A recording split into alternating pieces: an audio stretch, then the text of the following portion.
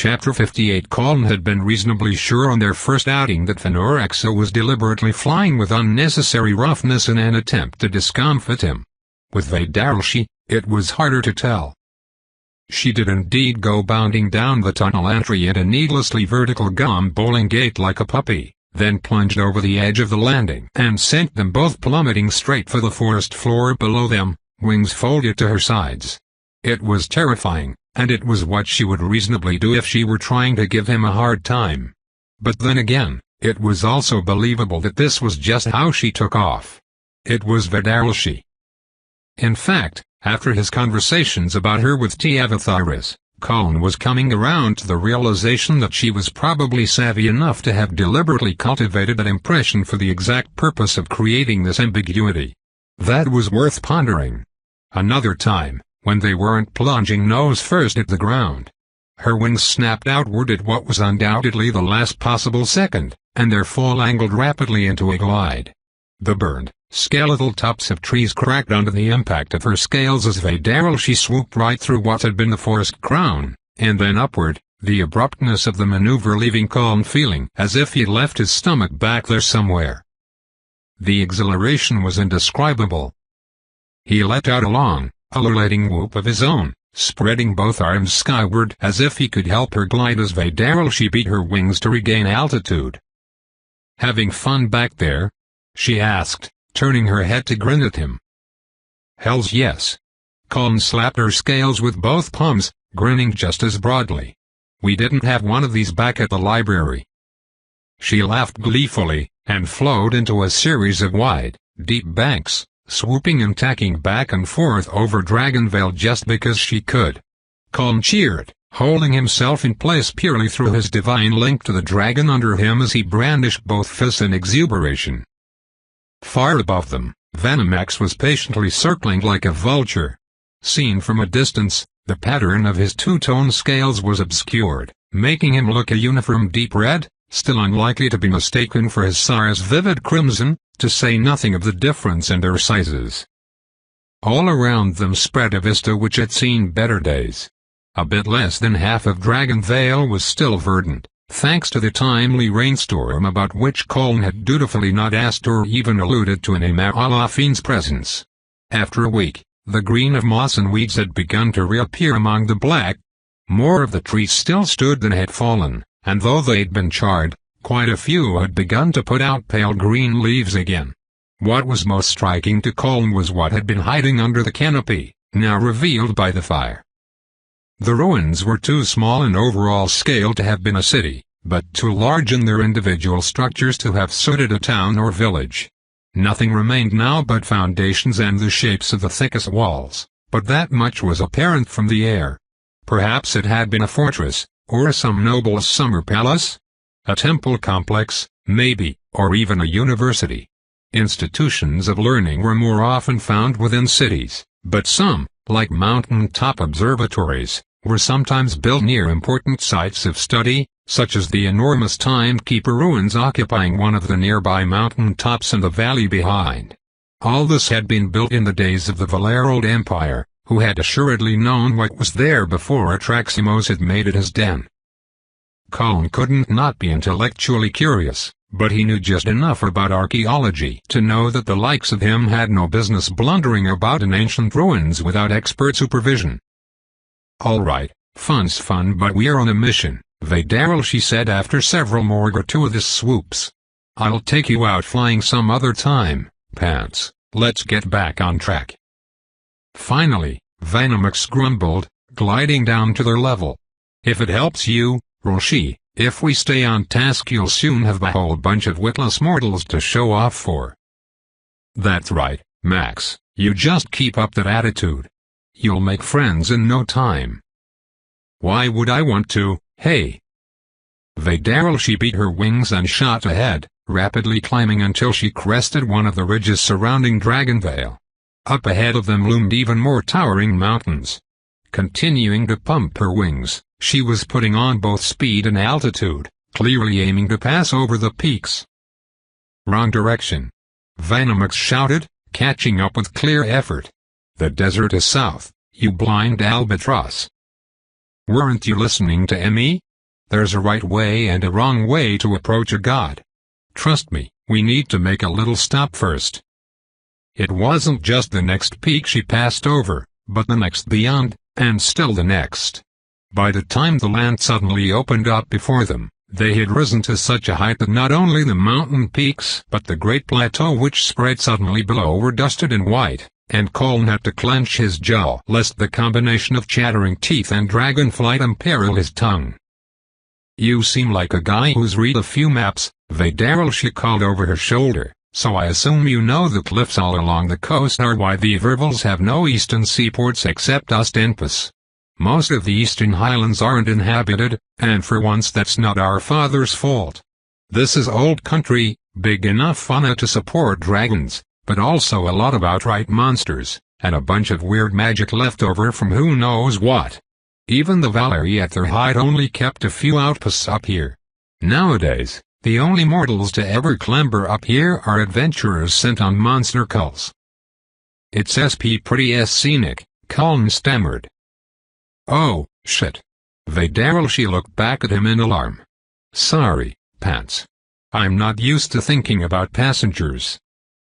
He felt her calling upon magic, and suddenly he was warm again. Even the effects of icy wind on his skin disappeared. He found he could once more breathe properly despite the thinness of the atmosphere. Colin grabbed control of the spell, causing Vedaralshi to twitch under him. "Oh, it's a universal weather protection. That's neat. So it'll work just as well when we get to the desert as here." "Good thinking, Vedaralshi." "Yeah, well, Mother always says never do two half-hearted jobs when you could do a proper one once. It feels weird when you do that, just so you know." "Ah, there we are, just what we're looking for." They had sailed well past the barrier range and were now over a seemingly endless steppe, dotted by patches of towering conifers dusted with snow and delineated by the highest peaks of this range in the far distance. Vedaralshi now banked, adjusting her course. It was a few more seconds of terrifyingly high-speed flight before Colin's eyes detected what hers had. The herd was a vast, amorphous mass spread across the tundra well before they drew close enough for him to begin to pick out details. He had never seen aurochs in person before, well, a lot of their bones, before he'd had the vault cleaned up, but they were unmistakable by description alone. Each over twice the size of domestic cattle, sporting double-pronged horns which seemed disproportionately enormous even on their bulk. He could see snow shaken from the boughs of the closest pines by the thunder of their uncountable hooves. Even so high up the noise was a constant drone. "We're hunting?" Venomex demanded incredulously, drawing abreast of his sister. "Meat and hides. We show up to the Harry with a gift, and they'll be a lot more inclined to help send a stranger into the arms of their deity, not to mention that Yamat will be more receptive after we do some of her people a solid. Grab a couple and then we'll head south." "A couple?"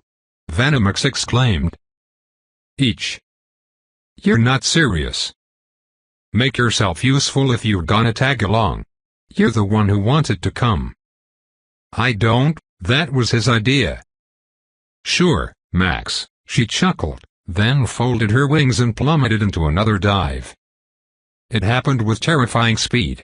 Colin didn't actually see the kill, partly because it was so fast but mostly due to her body blocking his view. When they swept low enough for Vedaralshi to grab prey, the noise of offbeats was so all-encompassing he could hear nothing else. He felt her activate magic, though, a charm enabling her to haul two giant cattle in her claws without their weight or wind resistance messing up her flight. A second behind, he sensed Venomex doing the same. Then they were swooping up again, circling away. "Nice work," Colin yelled above the wind noise as they left the herd behind them. "I know it's pretty redundant to comment that dragons are good hunters, but damn, that was impressive to see in person." Both of them raised their heads in flight, visibly preening. They were even easier than a Mahalafine. It turned out that people who'd spent a century of life being taught to value their pride above all but rarely receiving compliments were exceedingly receptive to flattery. "The family eats well," Vedaralshi agreed. "Most of the time," Venomex added. Sometimes it's Fenurix's turn to hunt. His sister cackled and beat her wings harder, regaining altitude to rise back over the southern barrier mountains. Rather than continuing on course, however, she glided down in a tight spiral, setting herself to rest on a barren sheet of tilted rock overlooking a drop to the next, lower peak with nothing between them but a stony indentation that couldn't be called a valley. Last chance to stretch your legs, pants. Why are we stopping? He asked, even as he teleported to the ground. Standing near the two dead aurochs really reinforced how uncannily huge they were, especially when Venomix sat down roughly nearby, adding his own brace of kettle to the pile. Colin could see now that all four had been cleanly killed by bites or claw strikes to the back of the neck. Just wanted to double-check our plans, in case you have some more specific directions, Vadaryl, she explained. Like Emmy said, there's a site sacred to Tiamat, which is probably where you'll end up being directed to have a personal audience with her. I could take you straight to it, too. But, that could be interpreted as aggressive. Right, better to approach a hairy settlement and find a priest first. Hence this little sit-down, she said, nodding. Her jaws were still flecked with blood, steaming faintly in the frigid air. There are a few prospects for that. The hairy themselves are nomadic, their actual social groups don't live in any one spot. However, they do keep some permanent enclaves. These are more, ritual or strategic sites than towns as Uriva would think of them, I guess. Trading hubs, places of healing, temples. Wykno, stuff like that. I don't actually know what went down between you and Tiamat or how much of Emmy's worry is just in general. Did you manage to piss her off or something? No, nothing like that, he said hastily. It was during my apotheosis. The 4 major local gods and the 9 of Rivakal told me to go screw myself and die. Tiamat is the deity who took it on herself to step in. It's thanks to her I survived the process. Ah, so this is a debt we're dealing with. Vadaryl, she nodded again. Well, then I'm even gladder we picked up some party favors. So, if she's already positively disposed toward you, we probably don't need to worry about any of the red flags I was about to warn you against. What about more proactive tidbits? For something like this, symbolism matters. You got any other outstanding connections, any hint of a specific kind of route you'd like to take, or that you think would be best? I don't really even know what to suggest, Colin admitted. Connections. Actually, I made it all the way across the savannah and the desert without encountering a single hare. The entity was guiding my path. I think it was trying to avoid me making any friends or connections along the way. Venomix snorted derisively, his hot breath making a dense cloud in the mountain air. I cannot believe how long you followed that obviously ill-intentioned spectre around like a stooge. Never let yourself become consumed by revenge, Venomax, Colin advised gravely. It makes you do really stupid things. Yeah, that's something Max obviously knows nothing about, Vadaryl, she said innocently. Her brother hissed at her. She just grinned. The only personal connection I might have aside from Tiamat herself is basically nothing. Well, let's hear it anyway, Vadaryl, she prompted. It may be strategically nothing, but in the realm of gods and whatnot, little things can matter. When I was approaching the Avervals across the desert, I met someone coming the other way, he explained. A cryomancer from one of the Vale states. She didn't want to talk about her business, but was adamant against going to Riva territory. She was looking for hairy groups. I just assumed she was hiding from some kind of political trouble. The Valley folk are kind of famous for that. Oh, yeah, people hide with the hairy all the time, Vadaryl, she said, nodding. They won't tolerate bandits and such, but outsiders willing to keep their heads down and pull their weight have integrated into their tribes. The hairy aren't reclusive, they are just strict about interacting with outsiders on their own terms. This would have been something to bring up before we left home, Venomix added. Divining the location of some human based on nothing but your vague memories is the kind of obviously impossible task Imam probably knows a spell for. It's not worth the divination, Colin said quickly. I only thought of it since she asked. Like I said, this was basically nothing. I gave her directions to an oasis, she made some ice for me, and we parted ways. It'd be nice to learn she got somewhere okay, but that doesn't seem probable. Or relevant. The dragons exchanged a look. A cryomancer, you said, she mused. Do you know if she had a subspecialization in conjuration? What? No. Like I said, we barely talked. What does that mean, and why does it matter? There are two kinds of cryomancers, those who just manipulate temperature and ambient moisture to make ice, and those who conjure up their own ice from scratch. If your friend is the first kind, she's definitely dead, Vanamax said bluntly. A cryomancer dependent on environmental water in a desert? No chance. Conversely, if she was able to conjure her own moisture, well, an ice mage who can do that is basically the ultimate apex anything in a desert, she continued. You said she made ice for you. That would have caused some movement. Do you remember if it was blowing toward or away from her spell? Away, Colin answered immediately. I definitely remember that. The breeze was very refreshing on my face. Ah. She nodded, grinning. And this ice, did it seem to swell outward from within when she created it, or grow by layers coalescing on top? The first one, I think. Yeah, that actually sounds familiar. I remember thinking it looked kind of unnatural. That's conjuration, Vanamax said, nodding. She's fine. The first Harry who found her probably made her their queen. Can you imagine how valuable an infinite source of ice would be to desert people? Even better, that gives us our approach. she declared, stretching out her wings. A human who didn't want to encounter other humans, who the Harry would consider valuable enough to keep around, whatever tribe found her would have taken her to Reencroft. That's a kind of universal safe place for all the tribes. They don't do or allow any trading there, but keep it as a resource stockpile for any tribe in need, and a secure place to live for any Harry who are too sick or elderly to stay nomadic. That's perfect.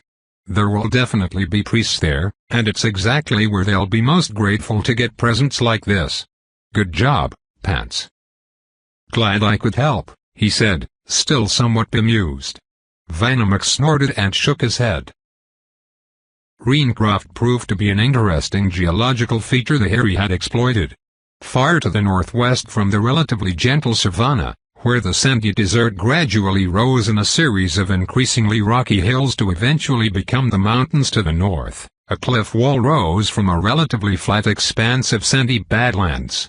In this was a canyon with only a single entrance, spreading and branching out behind into a surprisingly deep network of chasms guarded by inhospitable rocky ridges above. Approaching from the air, they could see the impressive size of its layout, as well as the various structures erected throughout the corridors within. What impressed Colin the most was the fortification erected across the canyon's entry. The Harry had put together a sturdy-looking wooden wall, with a gate large enough to admit a wagon when opened. The whole thing was secured by iron fittings, rather than the rope binding he would have expected. Actually, the iron was less impressive than the sheer quantity of very large logs that had been imported to build this. The nearest trees this size were a significant distance from here as the dragon flew, and easily 4 times that, accounting for the winding course they would have to take overland from the Evervilles. They made an unnecessarily wide approach, circling broadly across the desert below rather than beelining for Reencroft itself from the horizon. Colin understood the idea. If people had to deal with dragons showing up, a little time to prepare might make them more comfortable. He worried it might have backfired, though, if only because the Harry of Reencroft spent the extra minutes this brought frantically closing and barring their gates. Not that it would have helped. She made no aggressive moves, however. She drifted in as slowly as could be managed while still staying aloft, coming to rest a few dragon lengths from the gate, and proceeded the rest of the way on foot. At a trot, In fact, approaching with one huge aurochs clutched in her jaws and the other cradled in the crook of one front arm. With her head high and moving with a practically prancing gait, she looked preposterously pleased with herself. Behind her, Venomox landed less carefully and followed less gracefully. Colin didn't need to look back to see him rolling his eyes. Multiple furry little heads poked above the wooden ramparts above, along with several spears, but only a single hairy, particularly brave or having drawn the short stick, remained outside the gates, barring the path forward with her tiny body. She clutched a spear herself, staring in wide-eyed stupefaction up at the approaching dragon.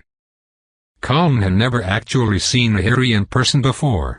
He knew their history, obviously, but for reasons that very history made obvious, they preferred not to approach Rivak, even after all this time.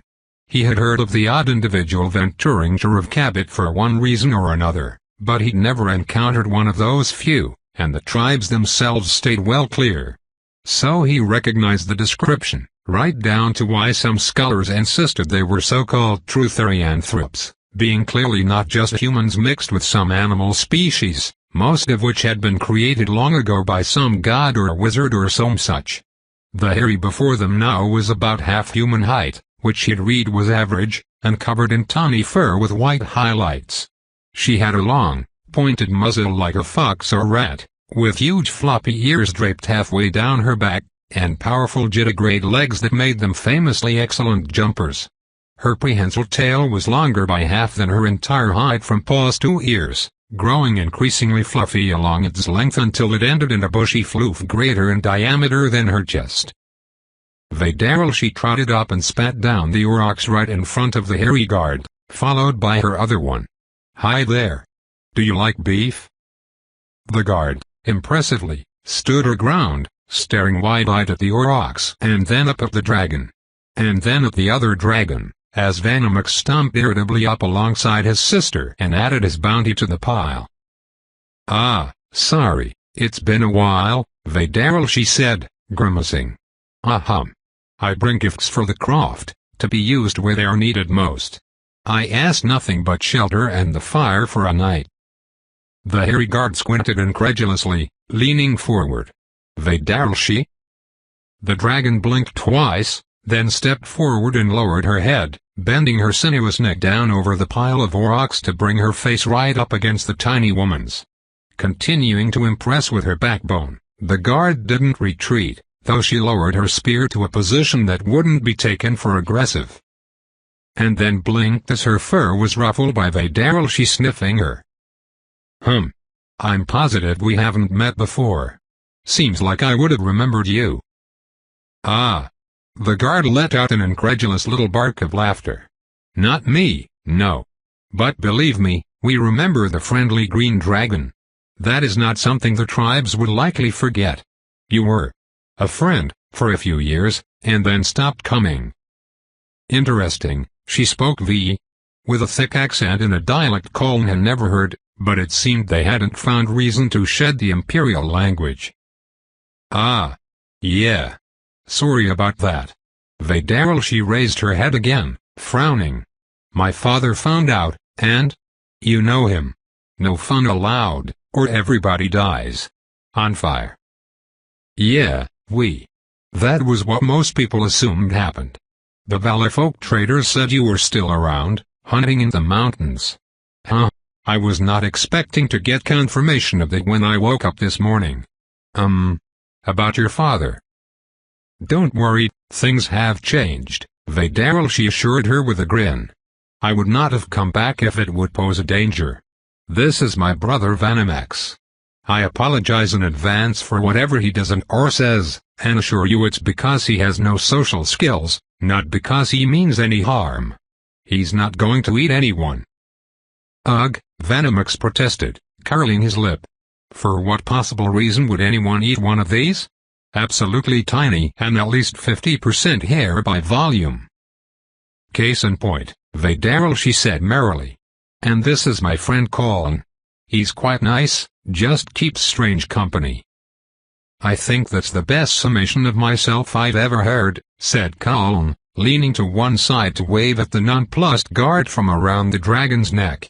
"Hello, glad to meet you."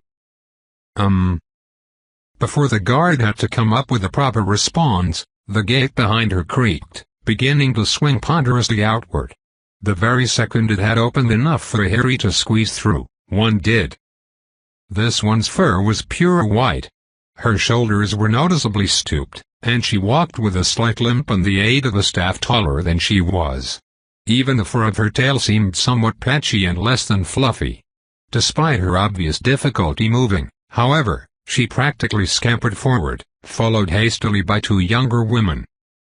All four, Colin observed, had some kind of tribal decoration on their left arms, consisting of heavy wooden armbands just below the shoulder and above the wrist, connected by lengths of braided cord wound all the way around the arm.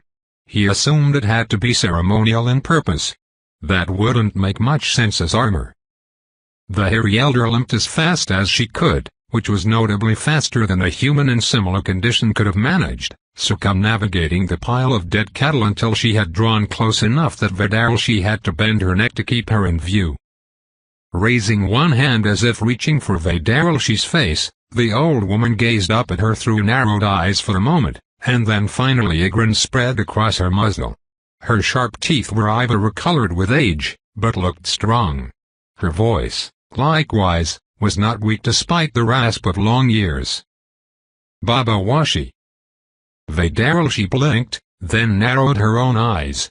She lowered her head again, and this time the hairy elder fearlessly reached forward to rest her hand on the dragon's muzzle. Her fur was blown forward and then back, twice, as Vedalshi sniffed her. "Why, little Leary," the dragon said incredulously. "Look at that, you grew up. All the way up." Leary burst out laughing and dropped her working stick, leaning forward to hug Vedalshi's nose. Chapter 59. Once thrown wide and welcome, the gates of Reencroft were big enough to admit a dragon, a small one, and that just barely. Vedalshi decided not to bother testing it. "How about a shoulder ride, just like old times, eh?" she offered immediately upon shifting to her smaller form, grinning down at Leary. "I don't usually have to point this out," the old woman replied, "but I am not 3 years old anymore, Vedalshi."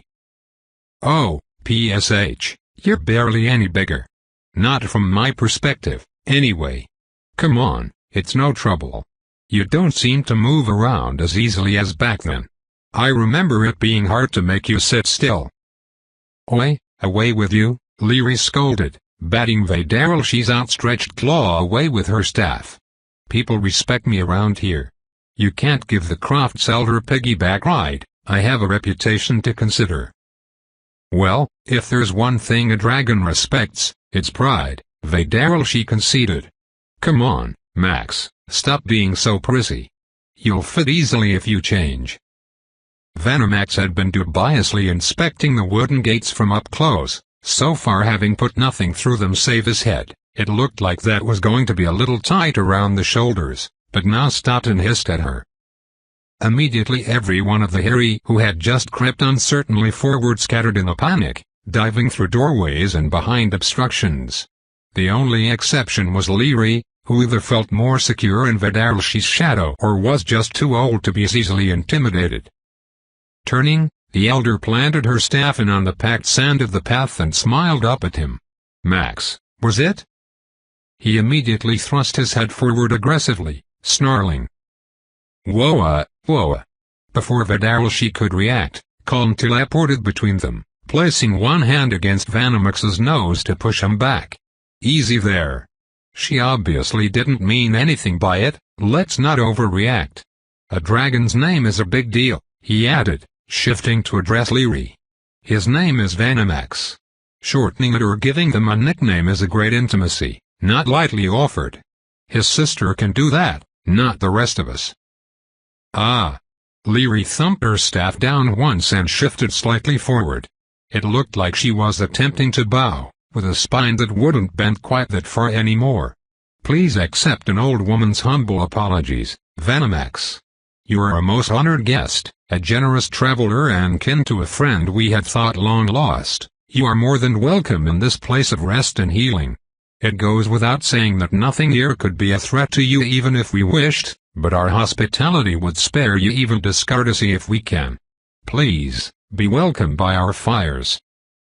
Vanamax grunted, looking somewhat bemused by this.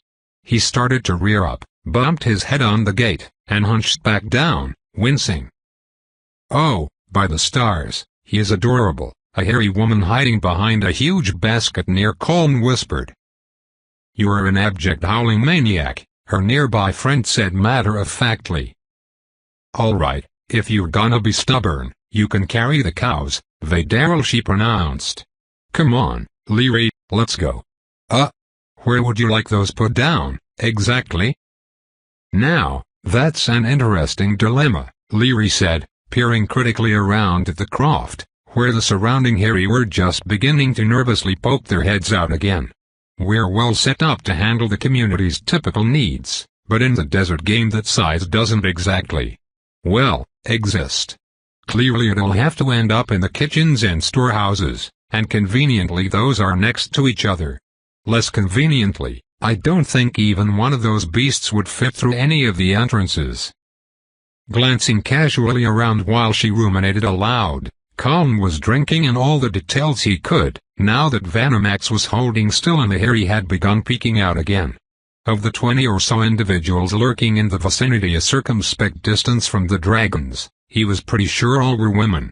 Not totally certain, as some of them wore loose clothing on top of the inherent obscurity a thick coat of fur added to their body shapes, but pretty sure. Of course, some imbalance was to be expected, but he hadn't realized it was this severe. Or maybe the men were just somewhere else, for cultural reasons?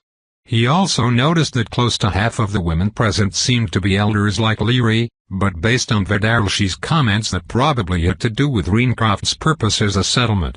We'll have to stage the canyon floor in front of the big kitchens as a butchery, Leary decided.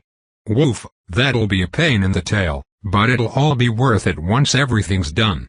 This is a truly kingly gift, and our efforts must do it justice. Meanie, hop ahead and get everybody organized to set that up. You're in charge, and tell Gigi I said so. Also tell her I said you can punch her if she makes it necessary. The nearby woman she'd addressed grimaced, which made her snout twist into a surprisingly intimidating snarl. Gigi fights back, though. She bites. Can't I stab her? Only if you do it before the beef arrives. I don't want anyone bleeding on the food. Meanie's grimace turned into a grin, and she playfully dusted the top of Leary's head with the fluffy end of her tail, then bounded away, laughing. Meanwhile, we'll convey our guests in out of the sun, the elder said decisively, after shaking her staff at the departing woman. Tonight, friends, there will be a feast held in your honor, there's absolutely no question of anything less. But that will take some preparation, and I won't have you languish in the heat until then. Come, there is ample shade for you, with cool drinks and soft cloths. Ah, and I believe that would be my cue? Colin had been peering about again, just taking note that every one of the hairy present had an arm decoration like the gate guards, wooden bracelets at the wrist and upper bicep, connected by a braided cord wrapped all the way around the arm, when a new hairy arrived, the first who did not. He was also the first obvious male Colin had seen. The newcomer wore only a kilt whose hem trailed into multiple streams of beads which rattled with every step, and a scarf loosely wrapped around his shoulders. His fur was a deep tan, and he was also the first hairy Colin had seen who seemed to be using cosmetics, unless those darker stains along his eyelids were natural. Colin suspected not. They had the same general effect of makeup plenty of humans wore in both Rivak and Boisvert and Shamasar, for that matter, just blended into his fur rather than smeared onto skin. Most honored guests, he said, bowing deeply in a gesture more elaborately courtly than anyone in Rivkabit would be expected to perform even before the Empress, welcome to Reencroft. Vadarlshi, it gladdens our hearts more than my uneducated tongue can express that you have returned to us. Great Vanamax, by your very presence you honor our simple home so highly that I scarcely have room in my poor head to be properly grateful for your most generous gifts, but be assured, I shall find that room, for I will not stand for such largesse to go unappreciated in my home. Colin, I cannot wait to hear the tale of how you came to be traveling in such company. I have no choice but to host you in the greatest comfort my humble home can provide, in the merest hope of making it worth your while to indulge my curiosity. This guy was good, gracious and clearly adept at handling fraught situations and difficult personalities. It was a little more flowery than Colin would have gone, but that was probably just cultural. I'm on it. The hairy man shifted his posture subtly, facing them at an angle that managed to emphasize while also obscuring the sudden tilt of his hips. Being little more than waist-high to Colin really helped him in peeking coquettishly up through his lashes, which Colin only now noticed were prominent in a way that only came from the skillful application of cosmetics. His tail helped even more, suddenly waving behind him in languid, sinuous motions. Colin would never have thought of a fluffy tail being brushed across the dusty path as sensuous, but Moana definitely pulled it off. My family has the honor of tending to Reencroft for this turn of the seasons, and so, fate has brought us the far more unexpected honor of hosting you, our rarest and most treasured guests. My home is your home, friends. No comfort which is mine to grant shall be denied you. Looking forward to it. Daryl, she said brightly. We'll be along as soon as, Max, you lazy butt. What? Max had taken advantage of Moana's florid introduction to squeeze carefully through the gate, and now stood just inside, levitating all four of the huge rocks via magic. You were expecting me to... What, juggle them? How many claws do you think I have? Exactly enough to... I need to walk, Daryl. Well, if you're going to do that anyway, might as well shrink down so you can actually walk in here. He hissed at her, scattering most of the hair again, though a few more of them were brave enough to stick it out this time. If he is not comfortable transforming, don't pressure him, said Colin. Do at least think about it, though, Max. You can barely move through these canyons like that. There's no way you could actually fit indoors. I'd feel bad leaving you standing out here while we all laze around enjoying their hospitality. Max reared up, scowling down at Colin incredulously, and whether because his concentration slipped or as a deliberate expression of pique, dropped the four rocks in a pile. Move. Get out of the way, move it. Ah, Moana sighed, I hoped we might have another moment, at least. Move. The next hairy to join the scene actually bowled over one of the onlookers, and it was only one because the other three in her path were deft enough to dive out of the way. Fortunately, the unlucky huntress only got a kick in the head as the new arrival bounded over them. Given that she was brandishing a meat cleaver in one hand and a paring knife in the other, it might have been ugly had she pushed through at ground level. Hello, Gigi, said Leary in a tone of deep and weary resignation. Aurochs. Highland aurochs. Fresh. 4 of them. Gigi actually darted back and forth in agitation in front of the pile of cattle, which in its entirety was at least 5 times her height. Oh, my gods and garters and fancy tableware, this will be my masterpiece. The things I'm going to achieve with this. The stews. The steaks. The only way it could be better is if I'd gotten to kill him myself. Why couldn't you have brought me a live one? How hard would that have been? Gigi.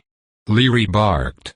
These are a gift to the croft, from the most important and also dangerous guests we have ever hosted. Some respect from you would be appropriate. I would say necessary rather than appropriate, Moana observed. What? The dragons? Gigi actually looked up at Max for all of a second, then visibly dismissed him as if he wasn't capable of ending her in one bite. Please, do you know how easy it is to bag a few aurochs if you're a big Fuka flying terror made of brimstone and magic? This is like picking flowers to... Gigi. Leary bellowed. You stand right there and don't you move. Oh, come on, Leary, you're not gonna.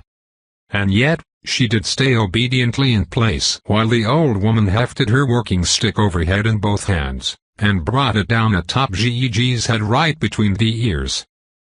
Oh, Gigi said in a mildly irritated tone. Are you done? Feel better? She has a point, Vadaril, she noted. Aurochs are super easy pickings. We'd have brought you a mammoth, but it's kind of a pain to carry those long distances.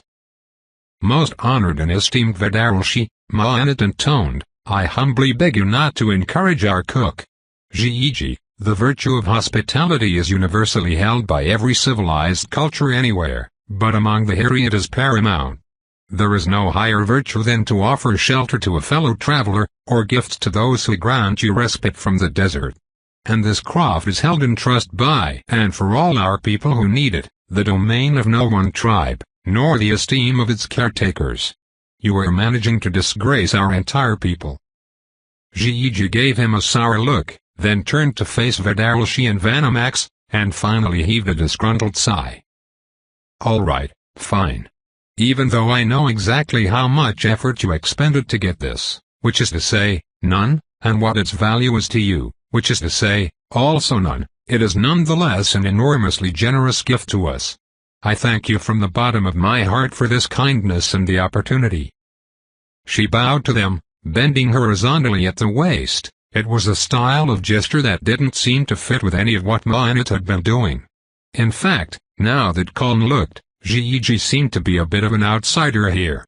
The Hiri had fur in various tawny shades with patterns that seemed like they'd be good natural camouflage in the desert, and to judge by hers she was part of the same ethnic group, but she was dressed very differently from the rest of them, in some kind of tunic that was dyed deep green but appeared to have been burned, stained, and mended repeatedly. Also, she was only the second Hiri he'd seen without an arm cord, and the only female. Now, are you gonna help me haul these to my kitchen, or not? Gigi is our cook, Leary explained. And she truly is an amazingly skilled one. I do recommend letting her live just so you can taste what she does with this meat. That's why the rest of us do. I know I ought to be sorely affronted, Vanamax rumbled, but this is easily the most entertaining mortal I've ever met. Hear that? Vadaril, she added, grinning. You get to live another day because my brother doesn't get out enough. It can't possibly be the first time, said Ma'anet. Anyway, this should keep her occupied for the rest of the day, which will allow me to host the rest of you in blessed serenity. Please, if you would. Chapter 60. It was immediately more comfortable in Ma'anet's home, just by virtue of being out of the desert sun. In fact, the cozy dwelling seemed even cooler than it should, and the reason why was clear at a glance. In the center of the chamber, in a pit which was clearly used for a fire ordinarily, a cauldron had been placed to catch the drippings from a large chunk of ice suspended above it by a makeshift wooden stand.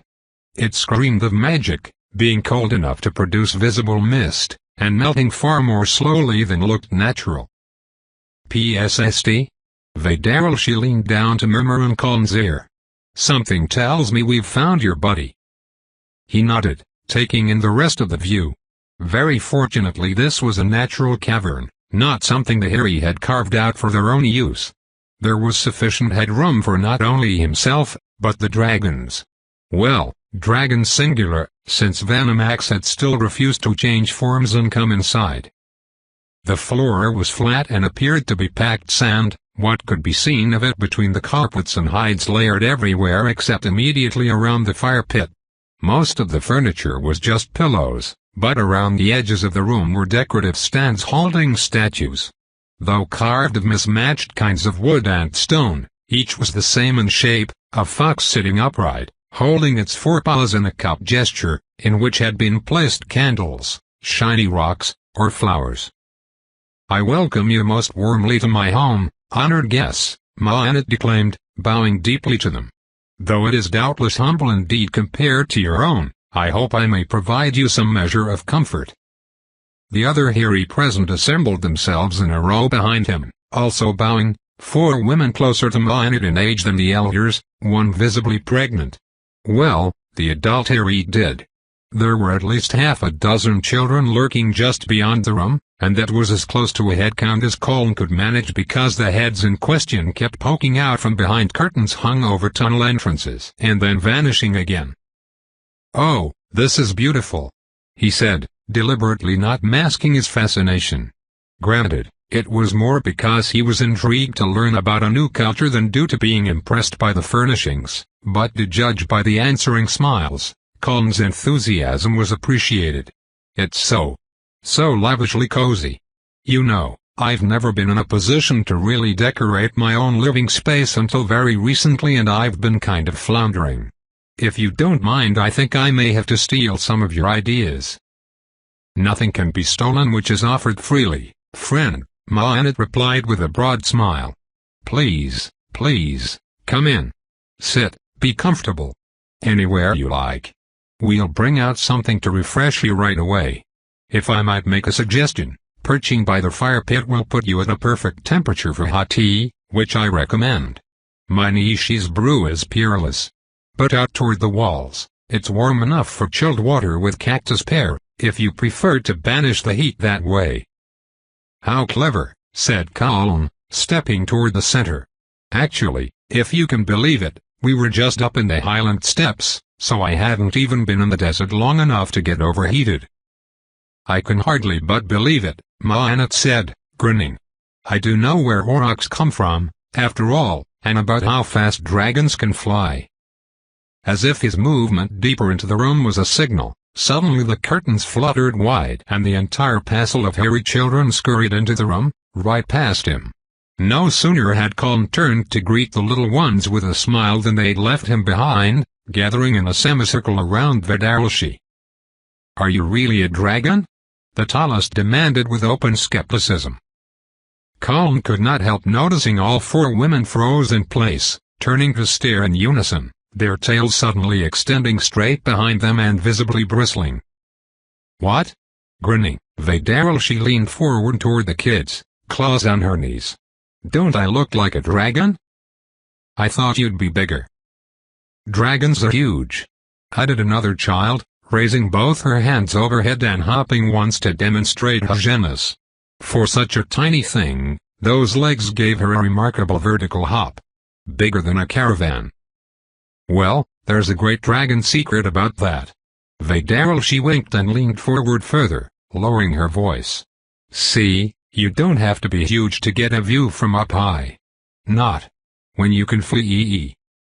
She grabbed the skeptical child around the ribs and hoisted her suddenly high overhead, then set off at a dash around the perimeter of the room, her passenger screaming with delighted laughter and the rest of the clamoring kids bounding alongside and after them. Colin winced at their clear lack of adroitness and the risks it posed, but it turned out he needn't have worried. Vedalshi was every bit as nimble on her claws as during their sparring sessions, and never once stepped on or kicked anyone no matter how they tumbled about underfoot. I know, Shiri, Leary murmured from nearby. Colin glanced down to find the old woman lightly patting one of the mothers on the back, one who looked frozen in horror at this spectacle. Trust her, or trust me, if you can't. Vedalshi is amazingly good with children, I can attest to that from personal experience. Ma Annette slipped up behind Shiri and wrapped his arms around her, murmuring into her ear so softly Colin couldn't hear anything. Nor did he try, recognizing an obviously private moment.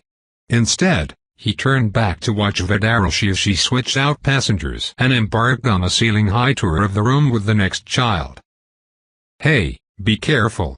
He exclaimed as, despite her deft avoidance of the kids underfoot, she clipped a stand with her tail and set the fox statue atop it to rocking, dislodging a few flowers. We're guests here, don't destroy their furniture.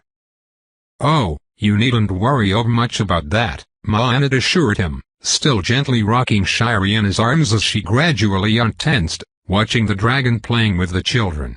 All those are sacred figures, devotions to our goddess. She, I assure you, is very much in favor of the sight of children at play. And that of visitors who play with them. Besides, added another of the women whose name Colin hadn't heard yet, I doubt even a dragon could do more damage to the furnishings than those little squirrels do on their own. You underestimate my sister. Colin turned along with the others as Vanamax stepped into the room, in his smaller form for the first time. He'd have recognized him even had there been anyone else around with scales and horns. In contrast to his sisters, both of whom looked strikingly like their mothers but with slimmer builds, Venomax was perhaps the most perfect down-the-middle blend of both his parents Colin had ever seen in anyone. His skin was a warm medium brown exactly between Atraximos's almost white and Iziroa's almost black. He hid his father's lean face and aquiline nose, and his mother's full lips and high, angled cheekbones. Even his hair, which he kept tied back in a simple bushy tail, was the same riot of black curls Iziroa had, but shot through with threads of Atraximos's vivid scarlet rather than her gold. Venomax met his eyes and set his chin in a malish expression. Colin just gave him a welcoming smile. Before either of them could speak, one of the little hairy broke off from the group, hopping across the room to land in front of Venomax's claws, where she jumped vertically, holding out her arms and beaming. Up. Up. Venomax recoiled in sudden, visible terror. Hairy mothers, as it turned out, could as good as teleport themselves. One of the women crossed the room instantly in a single bound, snatched up the child, and with one more leap was against the opposite wall. Little one, you must never bother a guest. Wait for them to come to you if they want to play. Colin took one look at Venomax's expression, reached into his bag of holding, and pulled out the Masari meat skewer he'd been saving. Silently, still watching Vaidaralshi playing with the others rather than looking at her brother's face, he held it out to him. Likewise saying nothing, Venomax took it and bit off the end. Colin winced. Don't eat the wooden part. That's just for carrying. You pull the food off for eating. Venomax curled his lip. I am not so fragile as your kind. We can chew and swallow much worse than wood. Okay, but I can't imagine that would taste very good. The dragon stubbornly kept chewing. It's not bad. Adds texture. Meat without the little bones lacks. Crunch. He deliberately bit off another chunk, stick and all. HMF. And Phenorexa couldn't handle this level of spice. Typical. Well, of the three of you, I get the impression she's the most sheltered. She won't admit it outright, but I don't think she'd ever tried mortal food before I came along. It was a good question when Venomax had. Colin didn't believe for a second this was his first experience with spicy peppers, not as calmly as he was taking it. His eye was caught by motion in one of the curtained doorways, by a face peeking out at an eye level much closer to his own. It disappeared when Colin turned his head to study the shifting curtain. However, a second later, it was pulled aside and another hair emerged, this one another adult male, attired similarly to Mayanat but with slightly darker fur patterns. The new arrival paused in the doorway, turning back with an encouraging smile, and held out one hand. After a second, a human hand emerged to take it, and then the rest of the human followed, shifting her stare rapidly between the dragons and Colin with clear apprehension. Ah, and this is my brother, Naran, Mayanat announced, gesturing with his free hand. His other, Colin now noticed, was holding the braided cord still attached to Shiri's wristband. She had unfastened it from the shoulder and unwound it from her arm to place the end in Mayanat's grasp, and Colin was suddenly so fascinated by the cultural implications of this that he was grateful there were ongoing introductions to distract him from making a pest of himself. How truly blessed I am, given the privilege of introducing guests to each other at my fire. Isabet, we are honored today by the return of an old and precious friend of all the tribes who has been missed for generations now. Vaidaralshi was a valued and gracious companion to us long ago, and I dare hope shall be again. Glad to meet you. Vaidaralshi said cheerfully, currently balancing on one leg with hairy children dangling from all her other limbs, tail included, and also one horn. She has brought us the great honor of meeting her brother, the great and esteemed Venomax, Mayanat continued, bowing to the other dragon, who looked painfully uncomfortable under the attention. And their own comrade, Colin, whose tale I truly cannot wait to hear. Colin. Though visibly frightened of the dragons, she did a double take now, focusing her attention on him fully. Wait, it is you. Hi, Isabet, he said, waving. I'm glad to see you made it safely. Oh, I never imagined you were already acquainted, said Maanit.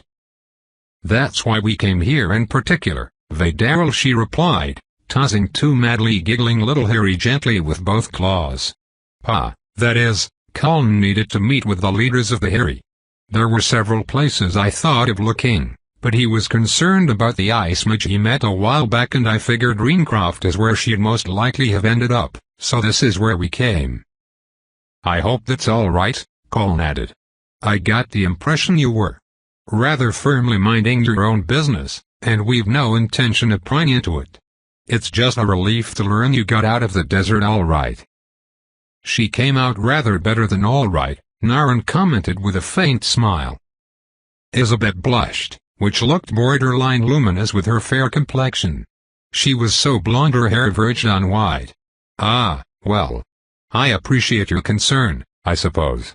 While I don't care to be reacquainted with my origins, let us say, this is clearly not that. Once again, she looked warily between the two dragons.